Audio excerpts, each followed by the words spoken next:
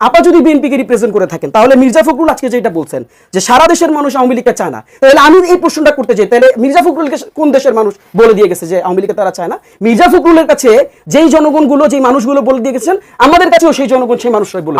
আপনি আমাকে বলেছেন যে এক সেকেন্ড, আপনি আমাকে বলেছেন আওয়ামী লীগ আমার বন্ধু হতে পারে। আচ্ছা, যেহেতু আপনি আমাকে একটু ব্যক্তিগতভাবে প্রশ্নটা করলেন, আমি আপনাকে একটা ব্যক্তিগত প্রশ্ন করি, আপনার বয়স কত? না, আমি এই প্রশ্নের উত্তর আপনাকে দিচ্ছি না। আচ্ছা, আপনার বয়স যদি আমি ধরেও নিই 30, ম্যাক্সিমাম 30, আপনার বয়স যখন 13 ছিল তখন থেকে না আমাদের এই যাত্রা শুরু হয়েছে। তো আপনারা 36 দিন আওয়ামী লীগের বন্ধু হয়েছেন না শত্রু হয়েছেন না কি হয়েছেন বলতে পারবো না, তবে আমরা মনে করি বাংলাদেশে ভিন্ন মতের রাজনীতি থাকবে, থাকতে হবে, এবং ভিন্ন মতের রাজনীতির কোএক্সিস্টেন্সটার নামই হচ্ছে গণতন্ত্র। কোন ভিন্ন মত এটা? সেটা ভিন্ন মতটা কোনটা? সেটা সেই ব্যাখ্যা তো আপনাকে আমি দেব না। এটা তো টকশোর ব্যাখ্যা দেবেন না। আপনার বয়স যেমন আপনি এটা ব্যক্তিগত প্রশ্ন, আমি সেটা আপনাকে দেব। ব্যক্তিগতভাবে বলেন আওয়ামী লীগ আমার বন্ধু হতে পারে, আপনি যেমন বলতে পারেন আওয়ামী লীগ আমার বন্ধু হতে পারে, এটা মিডিয়াতে জিজ্ঞাসা করতে পারেন আমার বন্ধু হতে পারে। আওয়ামী লীগের ডিসকাশনে আপনাকে প্রশ্ন করতেই পারি যে আওয়ামী লীগের ডিসকাশনে আমি জিজ্ঞাসা ছিল সম্ভবত তখন থেকেই আমাদের এই যাত্রা। আর ইন্টারিমটা জনগণ এটার উত্তর দিবে। ইন্টারিমটা কে? মাহফুজ সাহেব আর আসিফ সাহেব আর নাহিদ সাহেব কয়েকদিন আগ পর্যন্ত ইন্টারিমের অংশ ছিল না? ইন্টারিমটা কে যে নাহিদ বের হওয়ার সাথে সাথে মাথায় হাত বুলিয়ে বলে তুমি বাংলাদেশের পরবর্তী প্রধানমন্ত্রী? এই ইন্টারিমটা কে যাদের পিএস এপিএস স্টুডেন্ট অবস্থায় ঢুকে, মানে স্টুডেন্ট অবস্থায় উপদেষ্টা হওয়ার পর পিএস এপিএস 8 মাসে 400 কোটি টাকা নিয়ে বাইর হয়?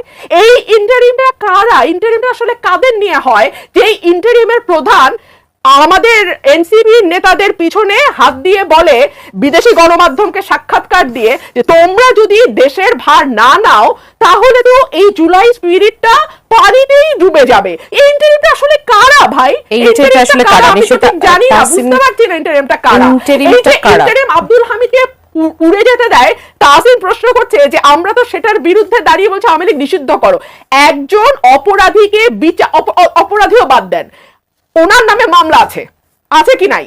মামলা থাকা মানেই হলো সমস্ত বন্দরগুলোতে, স্থলবন্দর, নৌবন্দর এবং বিমানবন্দরে তার একটা সফট কপি চলে যাবে।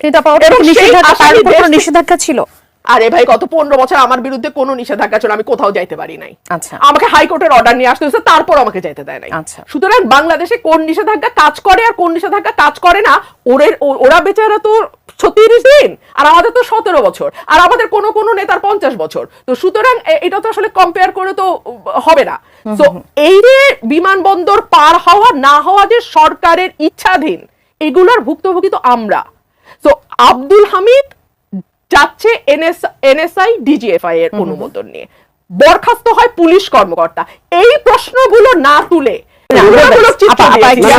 হামিদ পার হয়ে যায়, তাহলে ওই রাতে কেন আবার তাকে বলুক শেষ হলে তাহলে আমি তুলনামূলক চিত্র দিছি। তাহলে আপনি বলেন, মানে আপনি যদি সুযোগ সময় পাবো না কিন্তু এই অংশে। আচ্ছা দেখেন, আমি কোন ইন্টারিম আপনার রাস্তা নিয়ে প্রশ্ন করেন না কেন? আপনি যদি তাহলে আপনি বলেন, আমি আর কথা বলবো। ইন্টারিমে তো আপনাদের আমি বলবেন, কাসিম বলবেন। আমার তো ছিল, আমি তো দিতাম, আমাকে দিতে আমি তো দিতে পারতাম, আমি তো দেইনি তখন আপা। আচ্ছা, আমি তো আপনার কাছ থেকে শিখবো, তাই না? আপনি যদি আমাকে এভাবে কাউন্টারিং শিখান,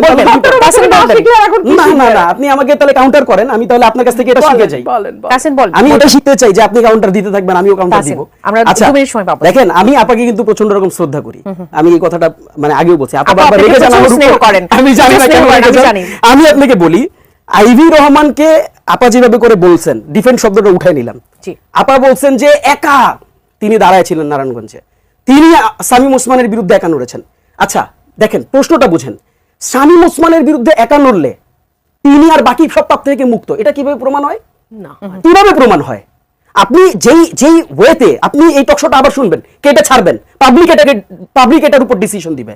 আপা যে কথাগুলো বলেছেন, আমি তো বলেছি যে ডিফেন্ড, আমি শব্দটা তুলে নিচ্ছি, পাবলিক এটা ডিসিশন দিবে আপা ডিফেন্ড করেছেন কিনা।